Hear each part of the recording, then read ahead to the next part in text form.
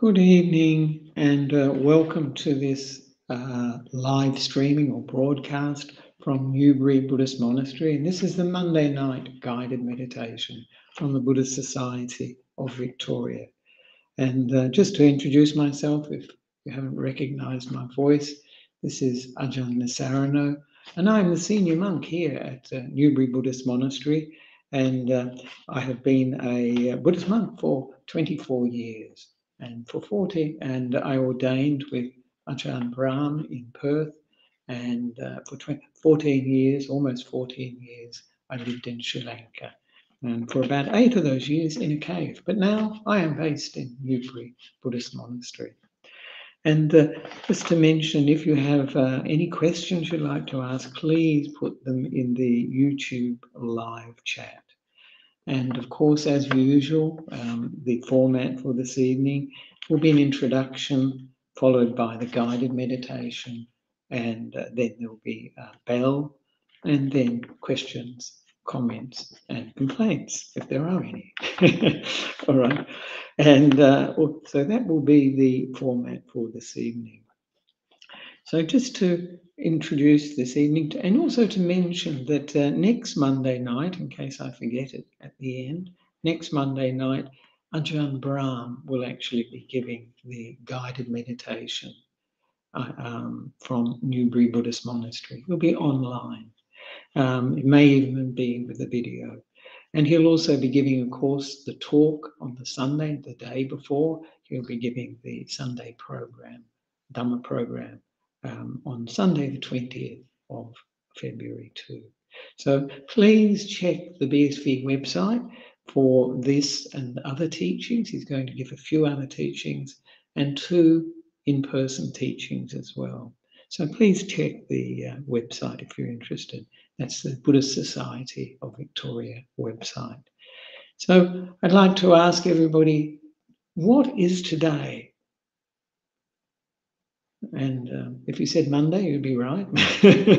But it's also Valentine's Day, St. Valentine's Day, 14th of February. So it's prompted me to reflect on on Metta and romantic love, and are they related or not? Because of course, St. Valentine's Day is like a celebration, isn't it, of romantic love. So just to give a bit of background to St. Valentine's Day, of course, it's named after a Christian saint, but evidently there were 3 of them with the same name, but it's probably the one who was St. Valentine of Rome. And it's a Christian festival, which is still celebrated in the Anglican Church, the Catholic Church, and a few others, Lutheran and the Orthodox Church. But I think it became much more famous through later folk tradition, they say, where it became a significant cultural, religious, and commercial celebration, and of course of romance and romantic love. And it's in many parts of the world it's observed, and of course because of the internet, it's probably going even further afield, all around the world. So it's a celebration of love and affection. And usually this takes the form of, apart from these church services, which I don't know how many people would attend, it all takes the form of sending greeting cards and gifts, and probably now e-cards, I would think, on the internet. Also dating, giving chocolates or sending them. And of course, sometimes anonymously. And that reminds me of when I was young, I sometimes sent St. Valentine's cards, just for fun, really. And they were always anonymous, not for romance, just for fun. And of course, this is, these days, I think it may be called stalking if you did such things. So I'd just like to talk a little bit about the different types of love, that we see in the world. And of course, there is love with conditions. There's conditions. It's conditional. It depends on certain things being fulfilled. And of course, Ayakema, she often brought this up when she discussed Metta. And she distinguished 3 different types of love, romantic love, family love, and of course, when you think of the family love, you wonder about, well, the Buddha's image of metta, a mother's love. But I think it's a mother's love that is universal. It's like the dedication a mother or a father has to their child, but it's for all beings, all children, everyone in the world is one's child in that sense. Not just the children one has at home. And of course, the third type was the love of a cause or an ideal.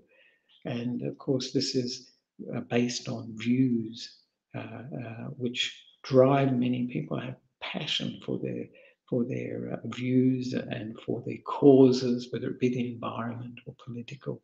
But of course, there are other types of love too that we can see. And of course, you could call it brotherly or sisterly love. It's basically, the love that is between friends. And sometimes that's very strong. That's very strong. And in the Greek, they call it philia, definitely Greek.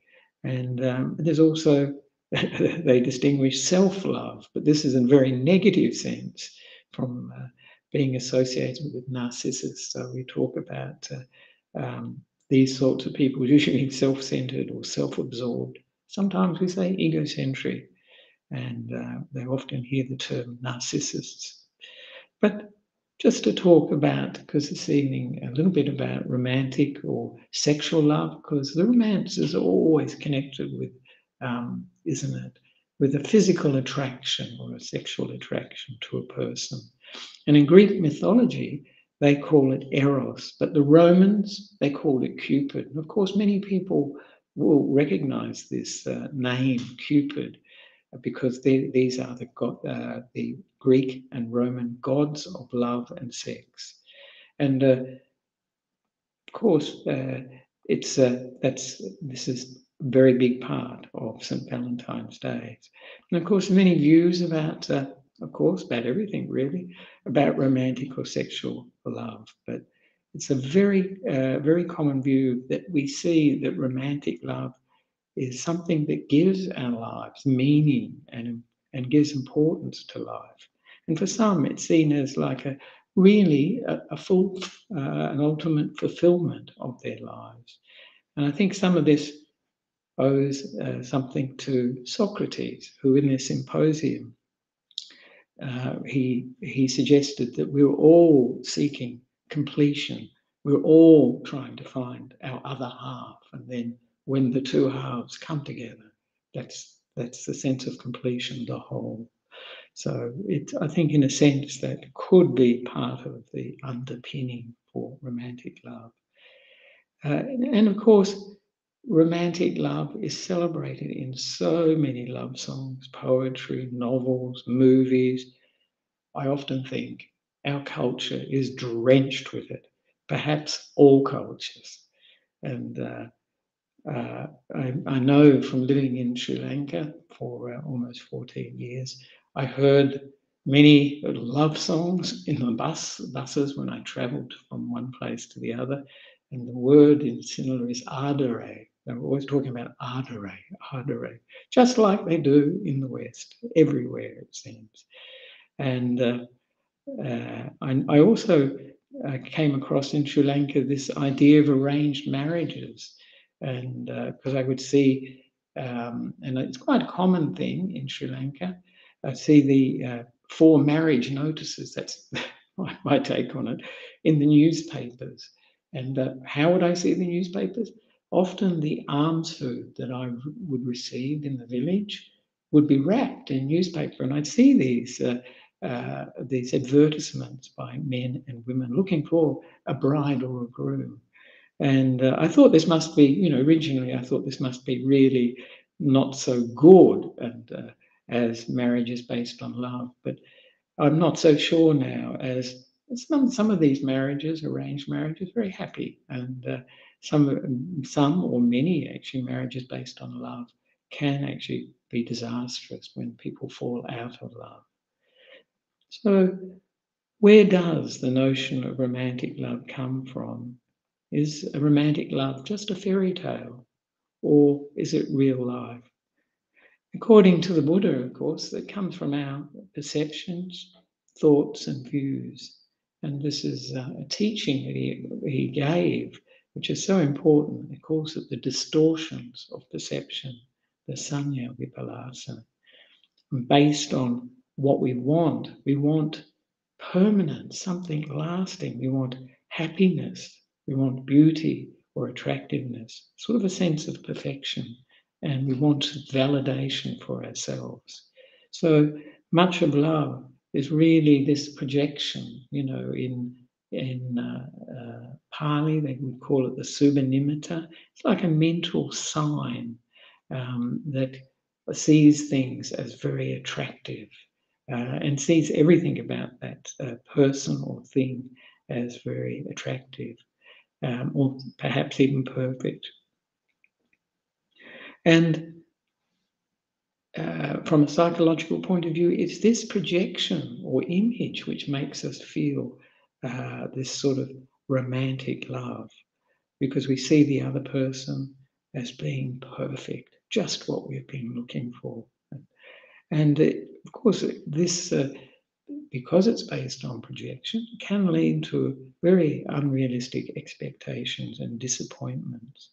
So, for example, when someone falls in love, they'll have the view, from that view, that this person is really lovable.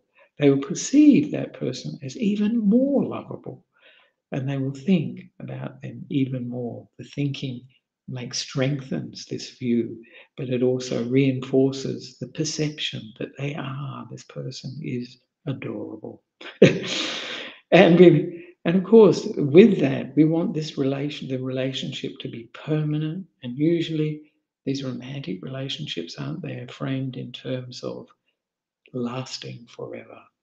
And they will have permanent happiness that is unchanging, unwavering, which completely satisfies and fulfills one completely. And also, because it's based on physical or sexual attraction, very often it's looking for the beautiful or seeing the beautiful and the attractive. And also, that sense of connection with another person really validates who we are, and that search for approval and affirmation. Of course, when people fall out of love, the opposite process happens. Ajahn Brahm has a very, very funny story called The Pig of an Ex. I think it was in Opening the Door of Your Heart. And that's what happens when romantic love turns to the opposite. It's another place where romantic love is coming from, of course, for all of us. I know it for myself, and I'm sure it's for everyone, actually. It's coming from a lot of conditioning or brainwashing, isn't it? We have so many songs, we have so many movies, so many books, and all about love and happy ever after. You see some of these movies, especially the sort of love comedy type style movies. It's always happy ever after at the end of it. And of course, we all realize, well, life's not quite like that. There is the next morning and life continues. And so, and of course, people like these fairy tales very much. But I do know, there's some very cynical comments. I remember from my youth, one song by Linda Ronstadt, in which there was the line, "Did you think forever would last the whole night?" So that's quite cynical. But also you see in some of these songs, I sort of really could see it with songs, that there's often a victim mentality. And I always remember Dusty Springfield, "You don't have to say you love me just because of that." So we can also look, that's, where romantic love comes from. But what effects and results does it have? Basically, for at least a period of time, we're probably not having a relationship with a real person. It's more of a projection. And psychologists say this period can last for up to 2 years. But after that, really, one either the relationship will break up, or one will develop a connection with that real person, a real relationship.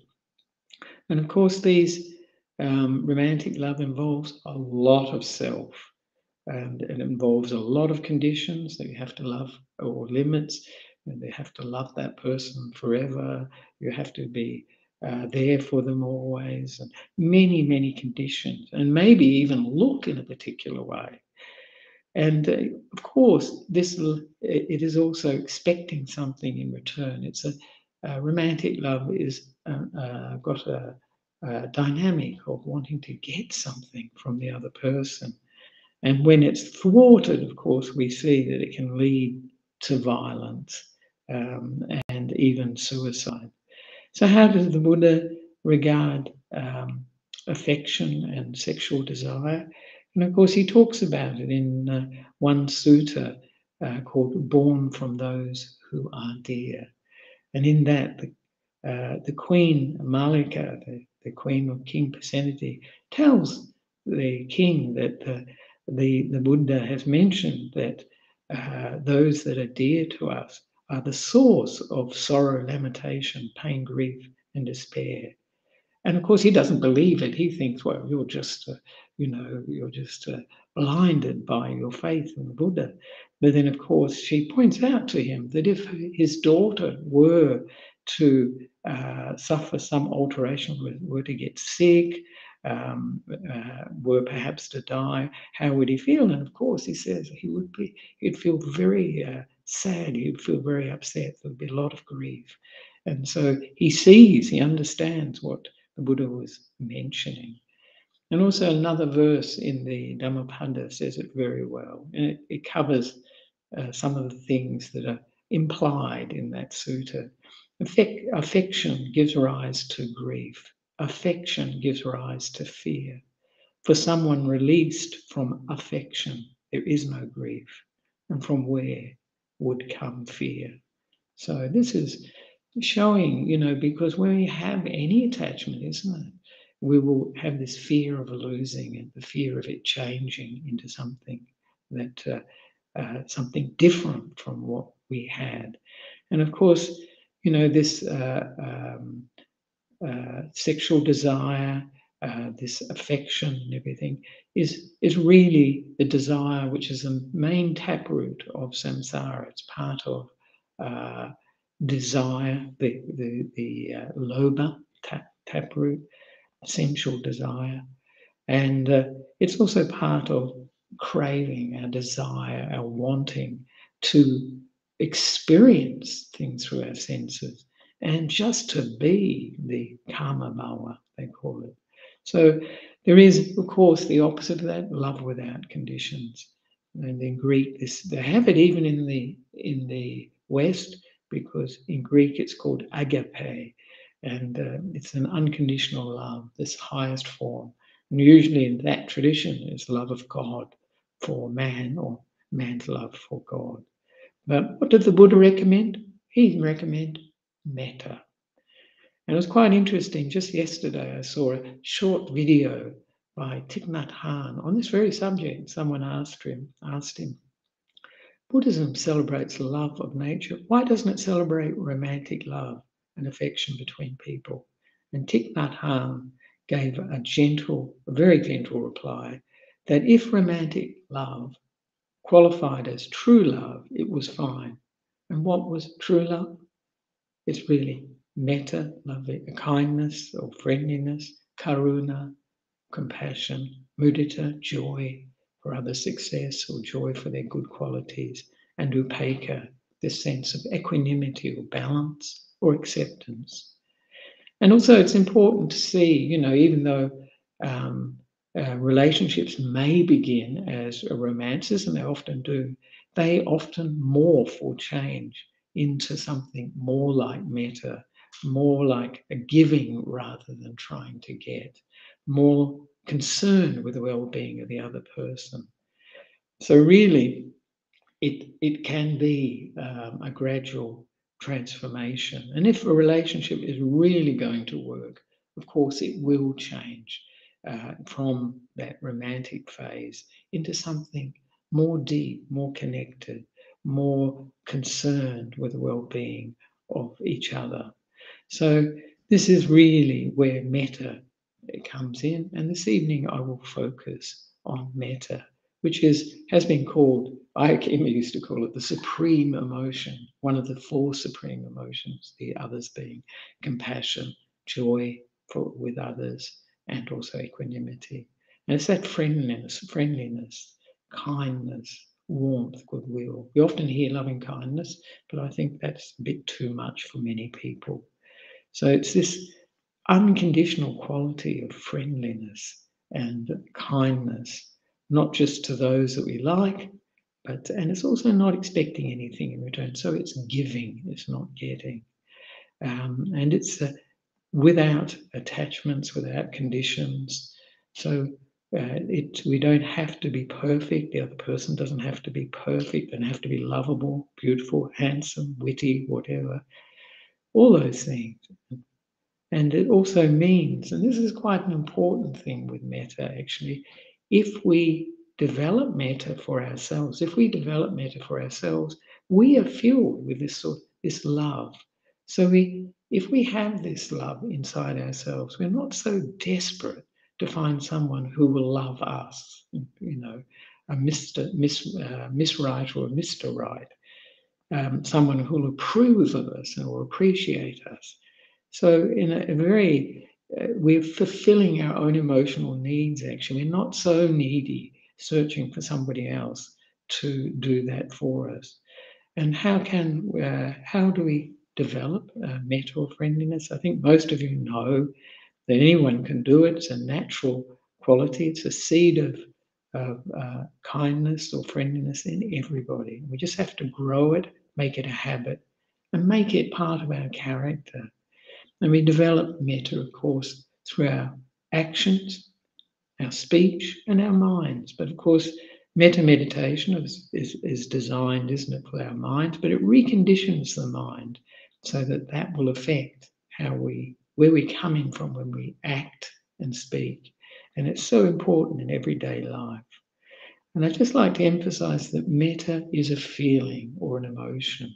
Sometimes people miss that, actually, believe it or not, a feeling of friendliness, of kindness, acceptance, goodwill, all those things, safety and security. And of course, we need that friendliness for ourselves, because if we don't have it, we can't give it to others. Accepting ourselves as we are, realizing our shortcomings can change, but being kind to ourselves and being on good terms with ourselves. It's so important, especially in a time of COVID. And I know when I lived in a cave for 8 years in Sri Lanka, it was very important to be on good terms with myself.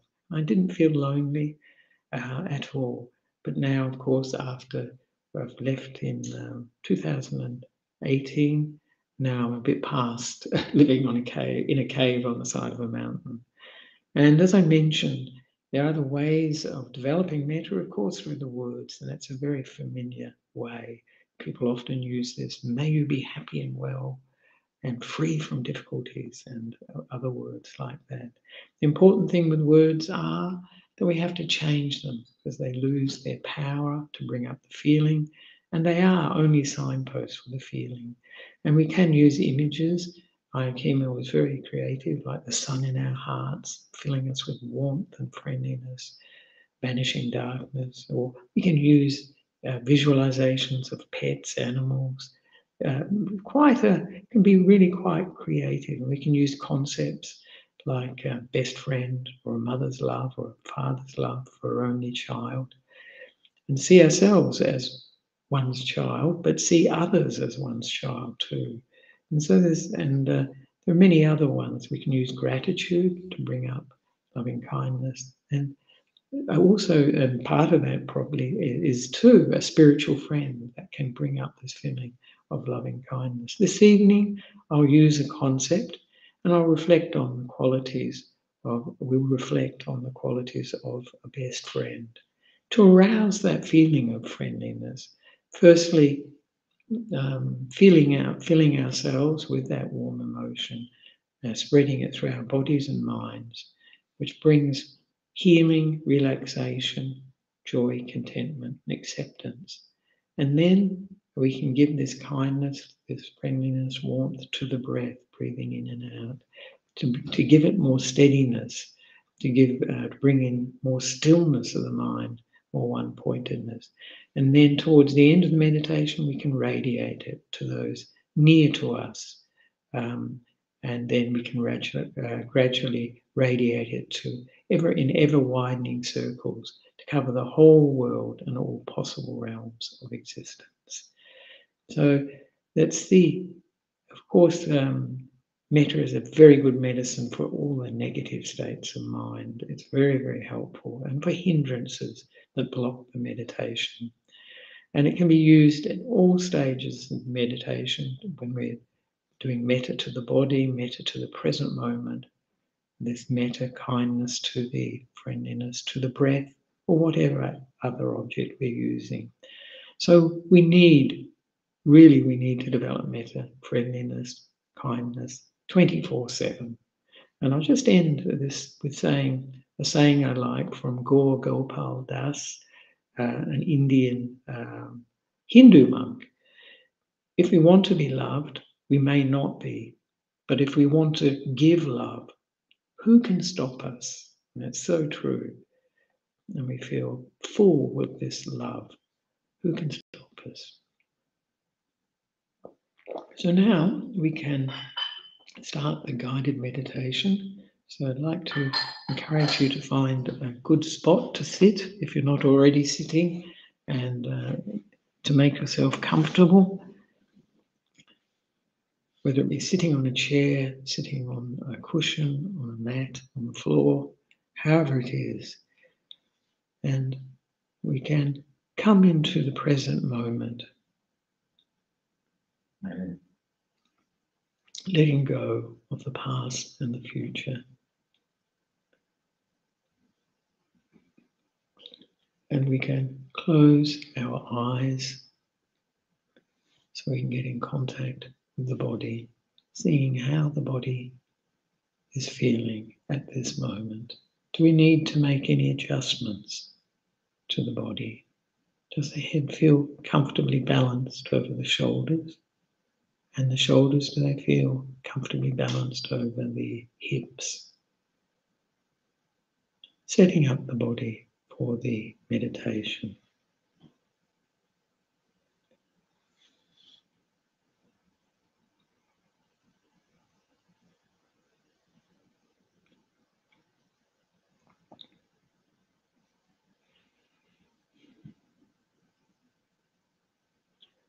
Now we can mentally relax or soothe or mentally massage our bodies, starting from the top of the head and going to our feet.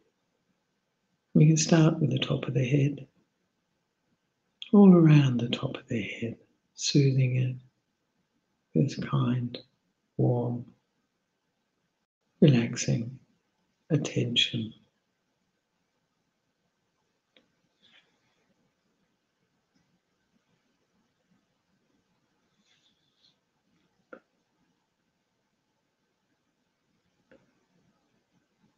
And moving our attention to the forehead and soothing it, giving it this warmth, this mental massage.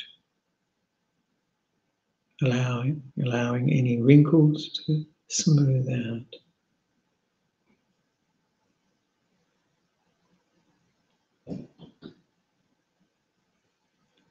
And now moving to the eyes, the cheeks, around the mouth and the chin, giving them this warm, relaxing attention.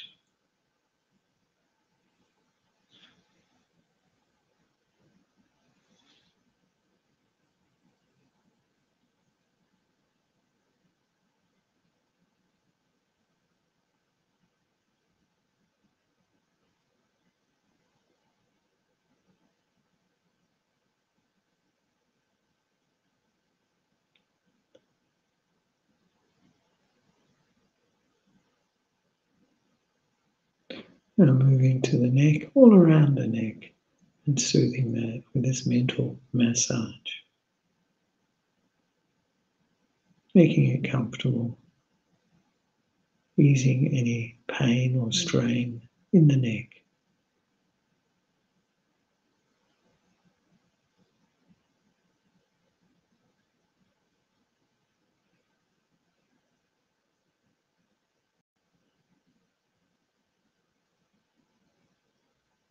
Now bringing to mind the right shoulder, starting at the neck and moving along the right shoulder with this warm, soothing, relaxing attention, letting go of the burdens of the day, letting go of any tension or strain.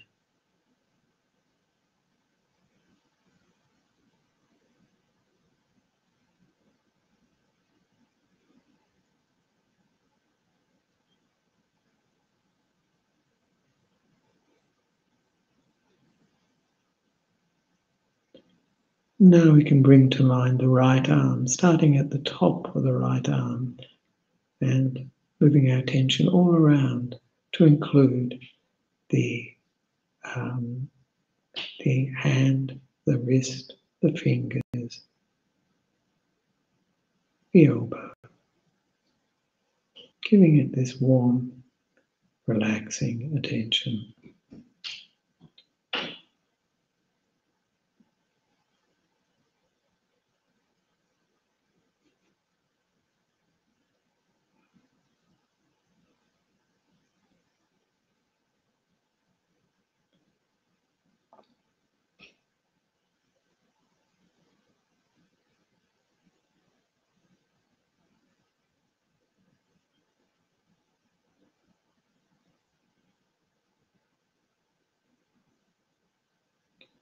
Now bringing to mind the left shoulder, starting at the neck, moving our attention along the left shoulder, soothing it, letting go, releasing any tension, any strain, letting go of the burdens of the day.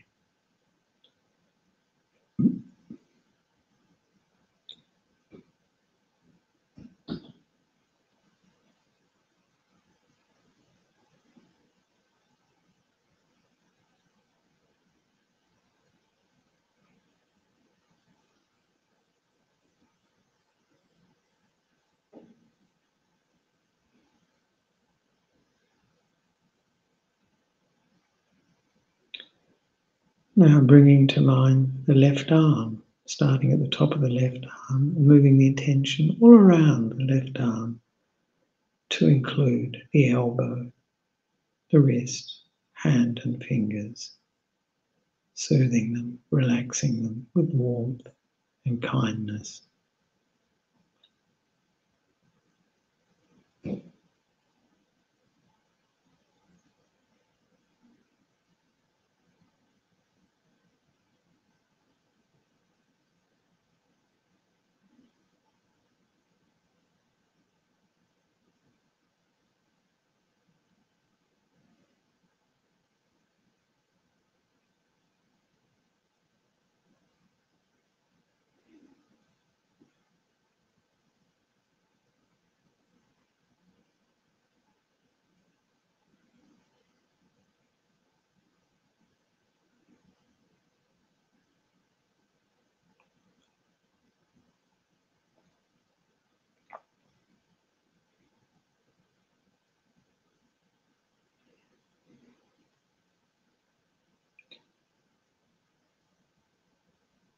Now bringing to mind the back, starting just below the shoulders and moving our attention slowly down the back, relaxing, soothing, giving the back a mental massage.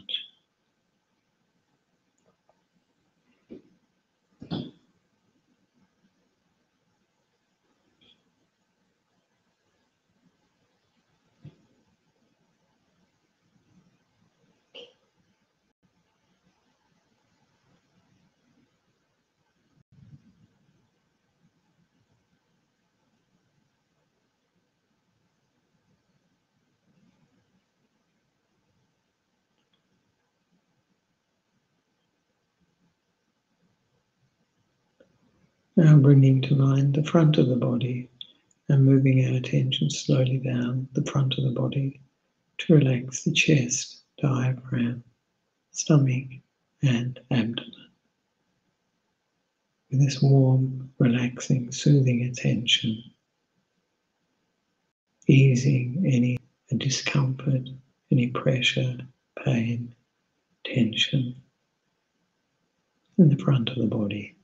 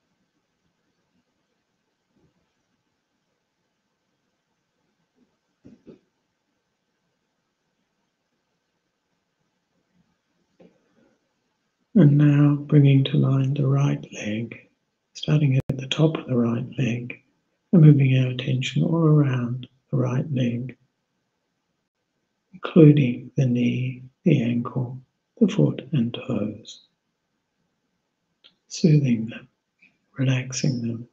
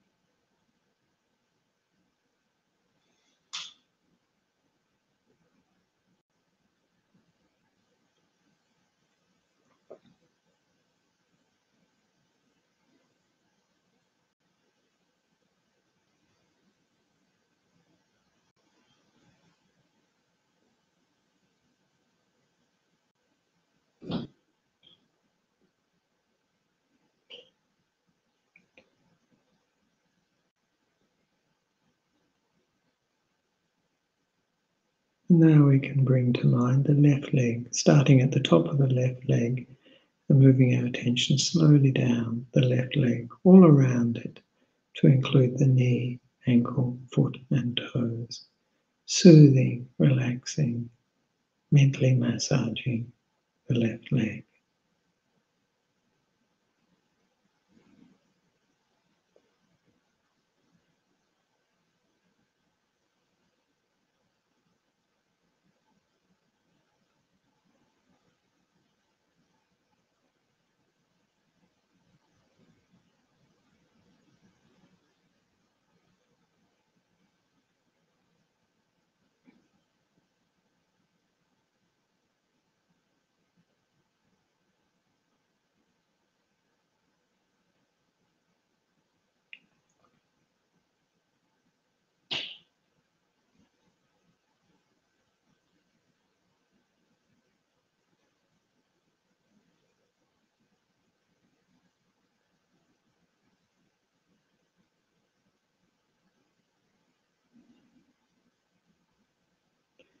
Now we can become aware of the whole body, just sitting comfortably, relaxed,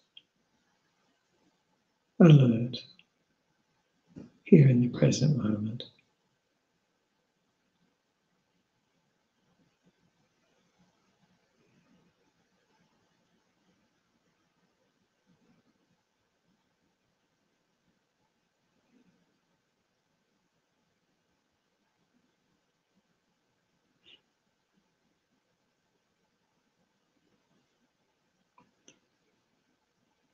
And we can bring to mind our intention for this meditation, our intention to be a best friend to ourselves, to our minds and bodies, and to others in our lives, as well as people we don't know, animals, insects, all beings.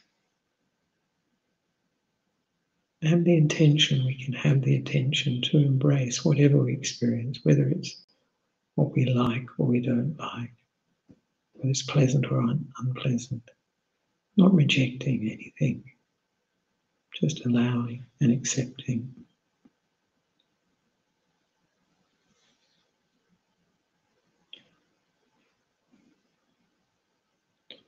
And in order to do this, we can bring to mind the qualities of a best friend, whether of, say, friendliness, that they are fun to be with, safe, we feel relaxed with them, enjoy being with them, warm, that they're kind, accepting. Any of these qualities, that they're understanding, they don't judge us, and we're on the same wavelength. Bringing up these qualities of best friend and getting in touch with the feelings this can bring up.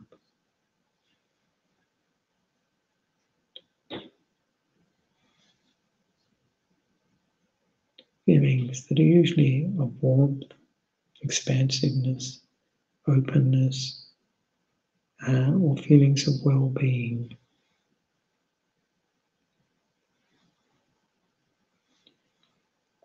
Just pondering the qualities of a best friend and noticing if a feeling arises from reflecting on those qualities.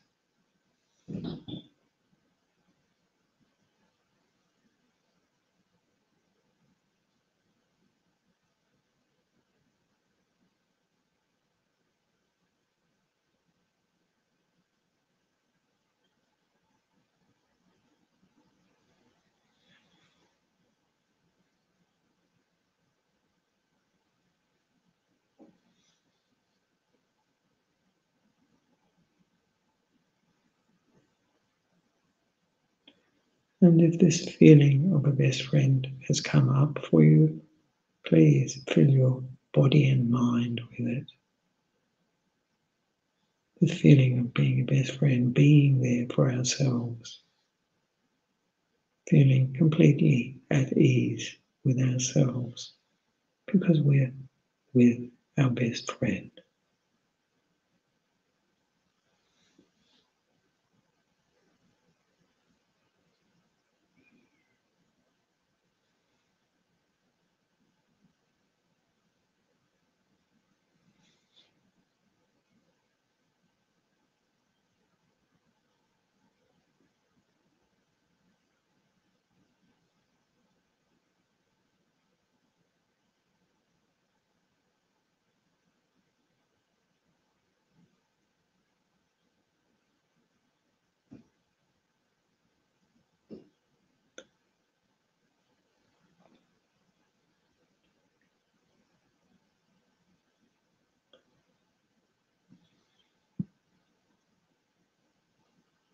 Now we can give this feeling of being a best friend to our breath, breathing in this friendliness, breathing in this kindness or care or warmth, and then breathing out this friendliness or care or kindness to the world.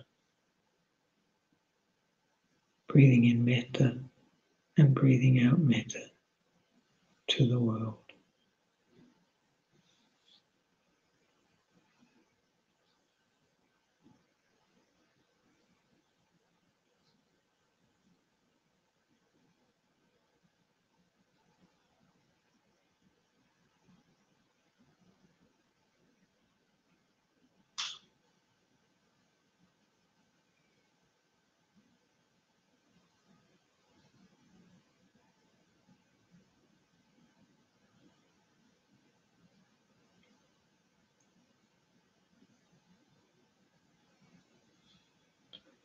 And if this feeling of being a best friend reduces, we can recall the qualities of the best friend, and that can bring up the feelings again.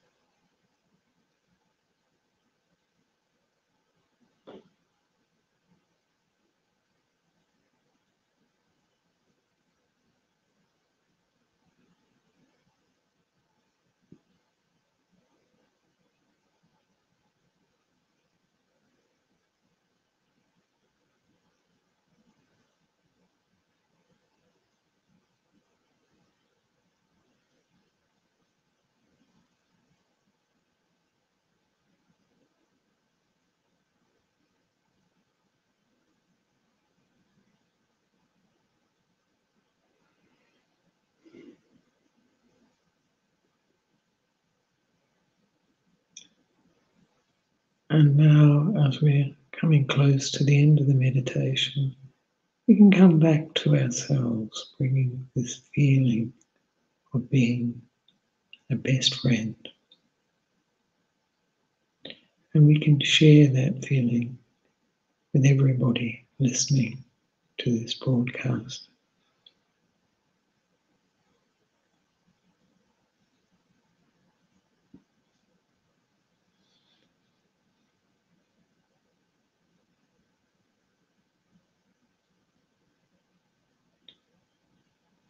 Radiating this feeling of being a best friend, their best friend.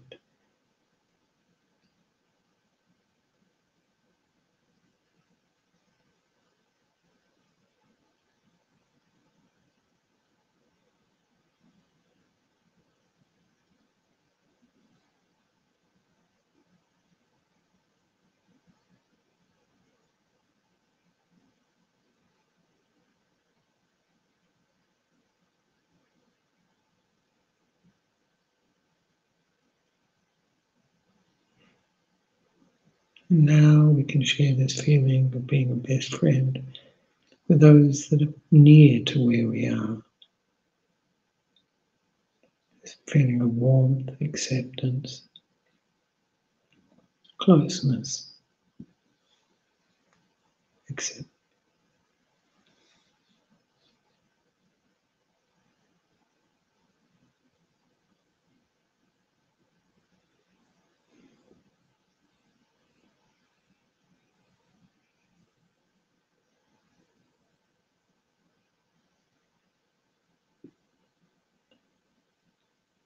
And we can radiate this feeling in ever-widening circles around ourselves, sharing it with human beings, with animals, with insects, with all beings, in widening circles,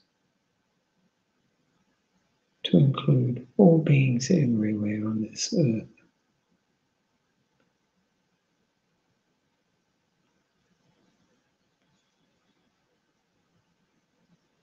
And to also include all beings in all realms of existence.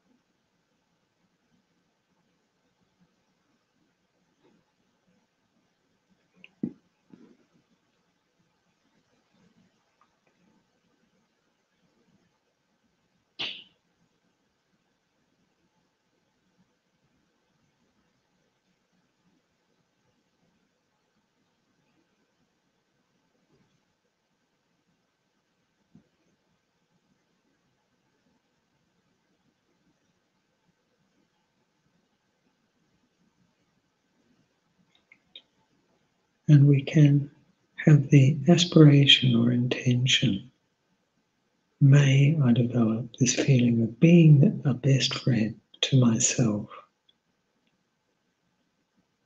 and to everyone else as much as possible.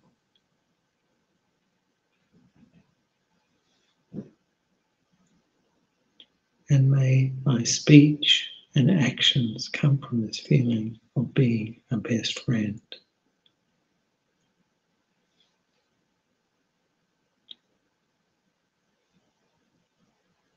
And now we can anchor the feeling of being a best friend in our hearts,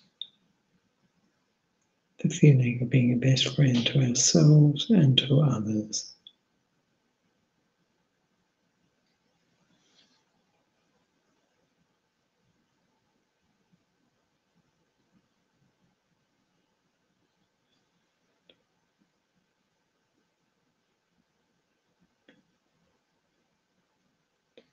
Now we can reflect for a few moments. How do we feel now? Were we able to get in touch with the feeling of being a best friend? And do we feel more friendly, kind, safe, and relaxed, or not?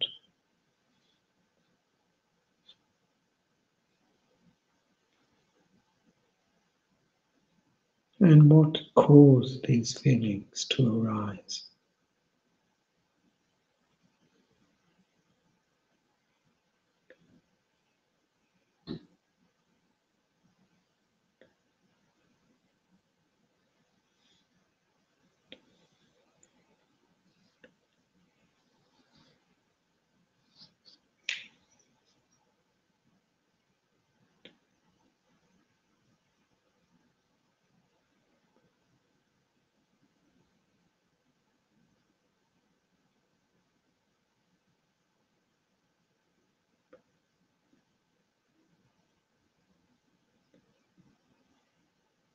And now I'll ring the bell 3 times, and on the 3rd time, if you'd like to come out of meditation, you're welcome to.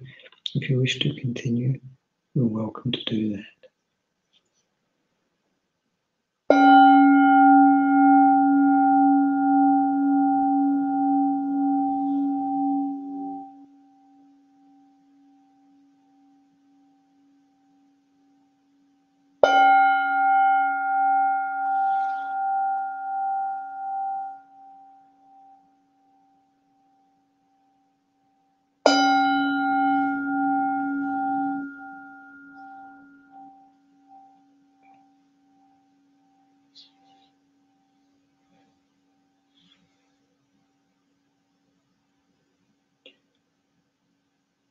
And for those who'd like to come out of meditation, please, you can relax, open your eyes, and relax the body, moving it to make it comfortable.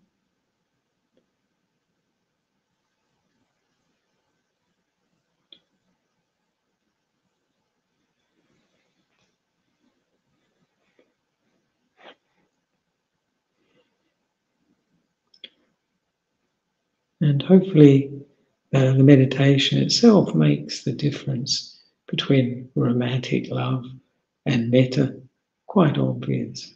But as I say, romantic love does not preclude us from developing metta in our relationship, for our relationships to change. And I should also say that the Buddha, he realized not all Buddhists would be, all those interested in Buddhism would be celibate, like monks and nuns, will refrain from sexual activity. He realized that. And so we have the 5 precepts, of course, give the undertaking that we will not undertake sexual misconduct. So it didn't prohibit sexual relationships. That would be very, very unpragmatic to think that everybody could refrain. So this is important to remember that the Buddha was a realist. People, when they're ready, they develop their relationship and develop qualities in themselves and may become celibate or let go of sexual relationships as things develop. So just to mention that. So, Ignacio, I wondered if there are any questions this evening. Thank you, Ajahn. So we do have just one question at the moment. Oh, good. So, Namaste, Ajahn. Mm-hmm. Have you ever meditated under the Bodhi tree? If Oh, so, right. I would like to know your experience. Thank you. Oh, right. Yes, I have meditated under the Bodhi tree in Bodh Gaya, or Buddha Gaya, as they call it in Sri Lanka. And I went there with Ajahn Brahm and a whole group of his disciples from Western Australia. And we spent the whole night there. And really, I found it a very powerful experience, and we were in mosquito nets right next to the Bodhi tree. And it was really, really, I thought the evening would be long, but it was a really nice evening, actually, and a very, very good feeling, which you probably would expect, being around the Sri Mahabodhi compound and next to the Bodhi tree. Of course, that shrine, the Sri Mahabodhi Shrine Temple, and the Bodhi tree are very busy places. But at night, for all-night sits, you can set up these little mosquito nets and meditate. And it was a lovely experience. It really was very, very. And this is one of the things that I found with, and Ajahn Brahm emphasized really, wherever we went to the holy sites, the Buddhist sites in India, we would meditate.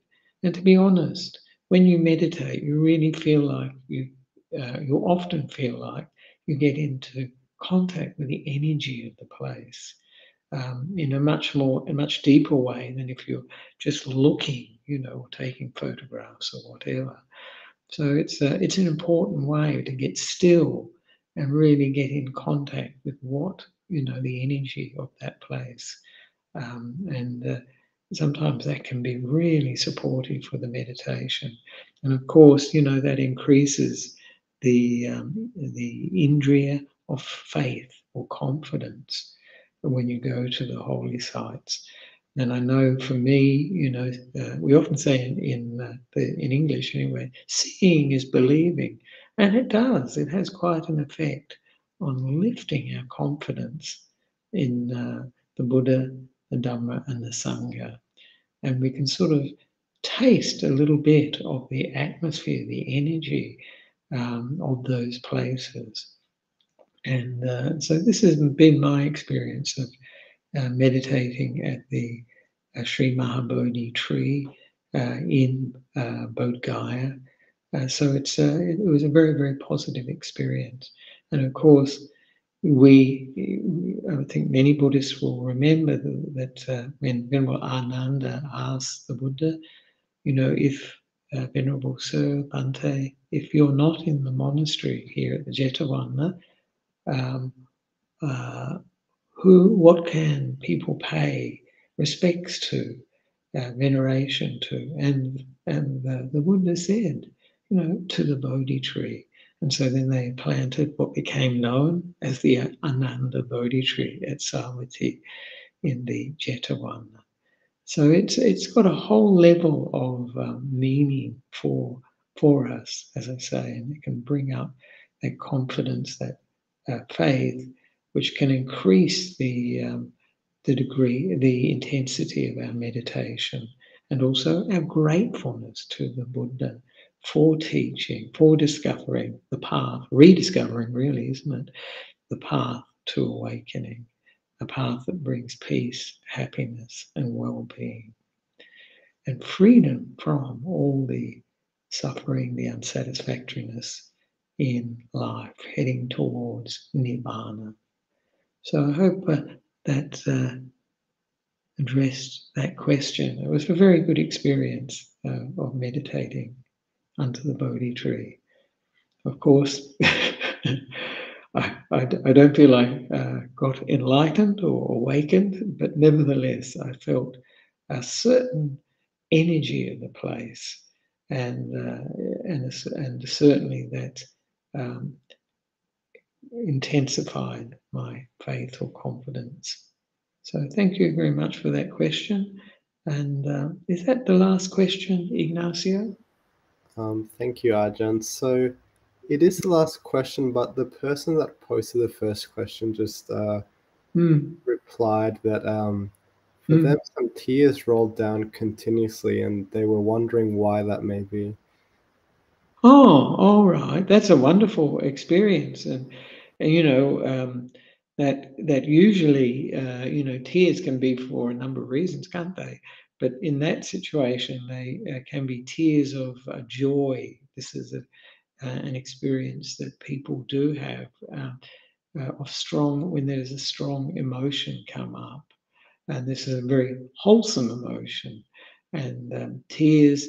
It's like a recognition in some way at a very deep level of this place, of the significance of this place, and also, those sort of tears, as I mentioned, they can be like the joy of the fact that there was a fully awakened Buddha in the world who's given us this teaching.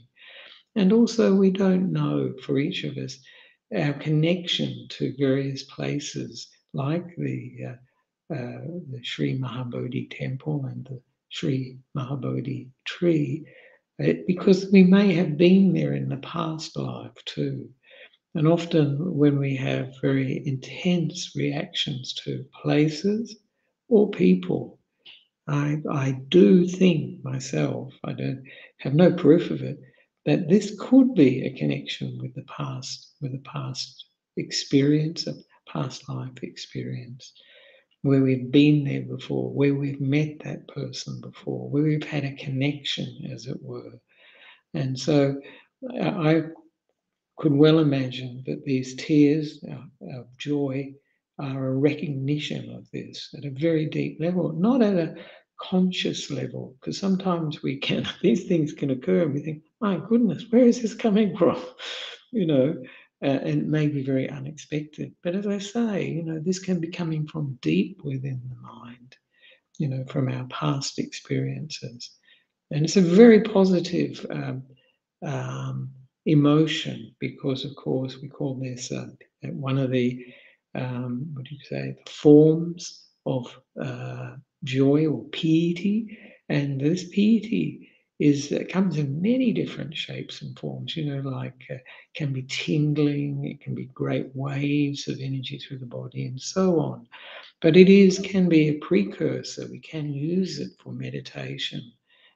Because then that can calm down and become this tranquility, this calming of the body and the mind, and this, as it were, letting go really of the body, and then this happiness can come up, sukha, of letting go of the body, of going with the mind, going within the mind, and the mind can come together based on this happiness, which has been generated from gladness, generated from joy, and then from the tranquility, and then into this happiness, where the mind just will come together, as it were, glued by that happiness. And then from that, once one comes out of the meditation, great happiness, great bliss, and perhaps even the jhanas at that stage, the meditative absorptions. And after those states, after the meditation, then the mind can have that power, that clarity, and that depth to see things as they truly are, rather than how we think they are or how we want them to be, that sort of thing. So it's really, these are powerful states of mind that give rise to powerful insights. So this piety, these tears that you experience, very likely that's a very good sign that the mind has got this joy, and that joy is fuel, isn't it, for the meditation to really take off.